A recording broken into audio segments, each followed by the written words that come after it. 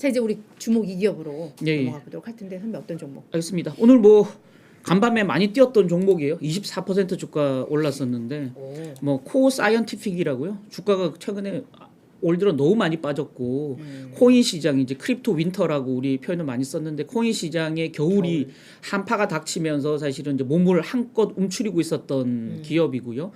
그 이제 간밤에 바클레이스가 투자 의견을 이제 처음으로 이 기업 분석을 하면서 첫 투자 의견을 비중 확대로 내면서 굉장히 기대 섞인 전망들을 내놨어요.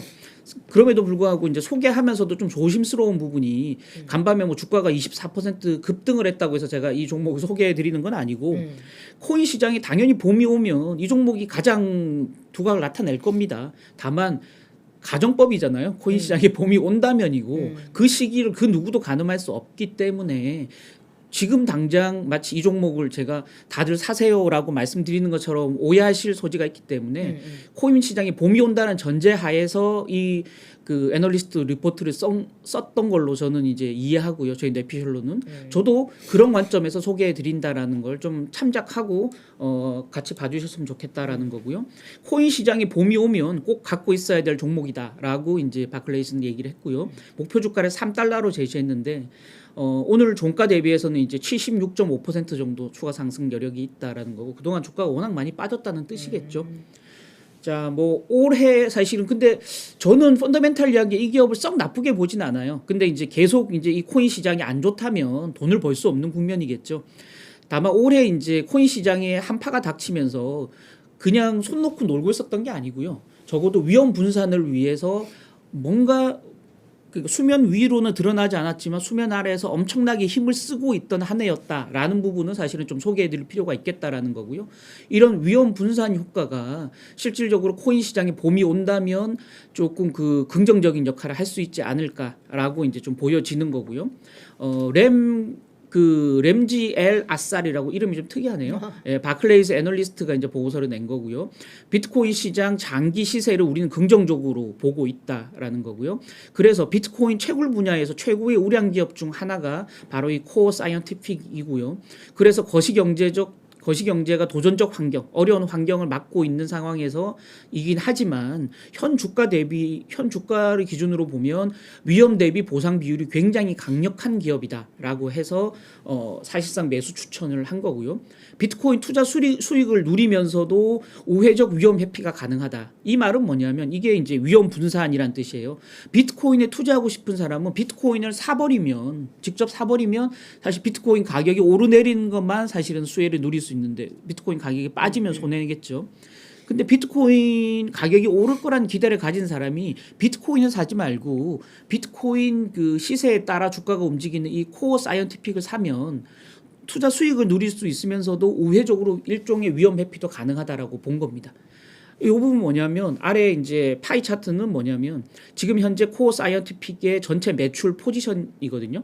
69% 전체 매출의 한 70%를 마이닝 실제 이제 직접 자기들이 채굴하는 비트코인을 채굴하는 포션이고요.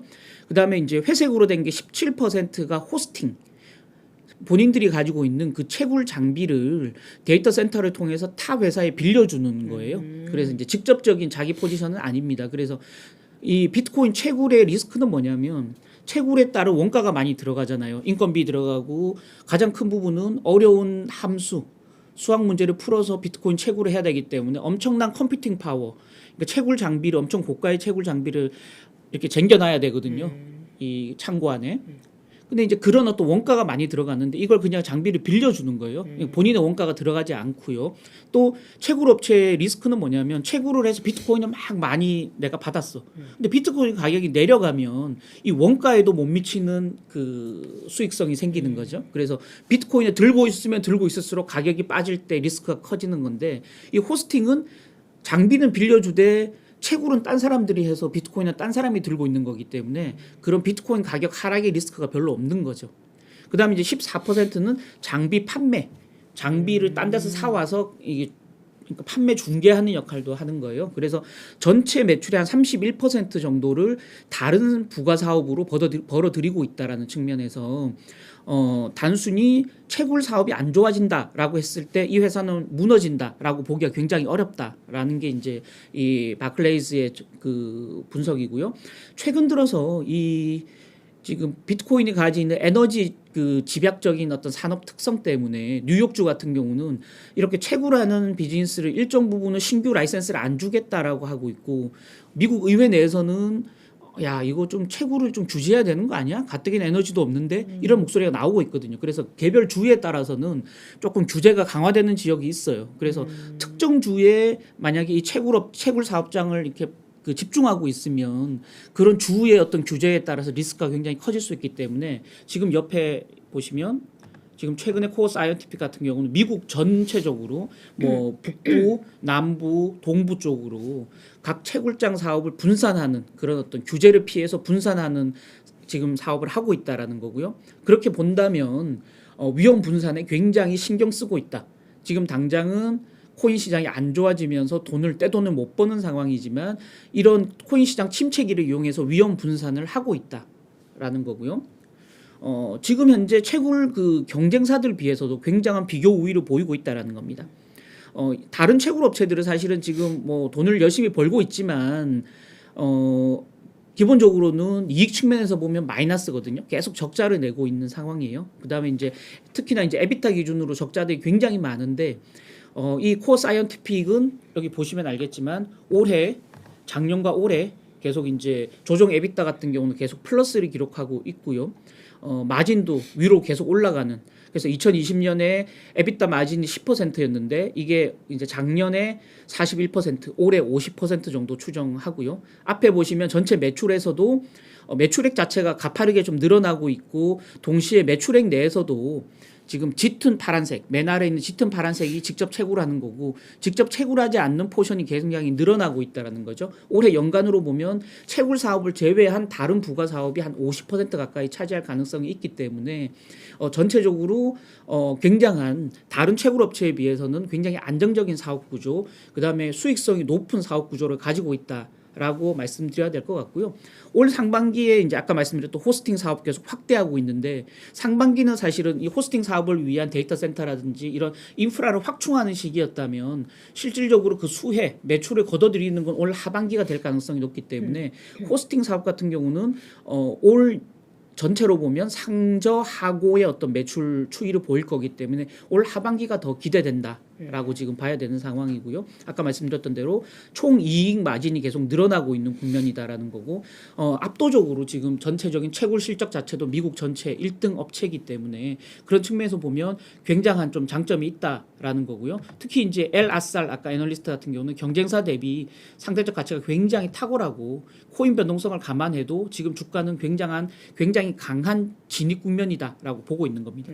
지금 추이를 보시면 실질적으로 마이닝 머신 투자는 굉장히 확대해서 지금 작년 같은 경우는 13만 3천 대인데 올해 같은 경우는 32만 9천 대.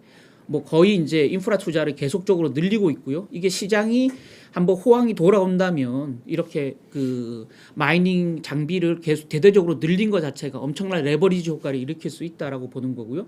맨 뒤에 해시레이트는 코인 시장에서 지금 비트코인 시장에서 채굴하는 능력입니다. 채굴 능력도 지금 작년 대비 올해가 3배 가까이 지금 늘려놓은 상태거든요. 그럼에도 불구하고 계속 에비타는 흑자를 내고 있는 상태이기 때문에 아까 저기 얘기한 대로 코인 시장이 봄이 온다면 굉장히 강한 어떤 실적의 레버리지를 일으킬 수 있다라는 측면에서 봄이 온다는 전제하에서 한번 기대를 가져볼 만하다. 다만 코인 시장이 살아나지 않는다면 상대적으로 이 채굴 업체들 중에서는 상대적인 비교 우위를 가질 수 있겠지만 전체적으로 코인 시황에 연동될 수밖에 없는 산업이다라는 측면에서 좀 시장을 같이 보면서 투자 전략을 세울 필요 있다라는 말씀 끝으로 드리겠습니다. 네, 알겠습니다.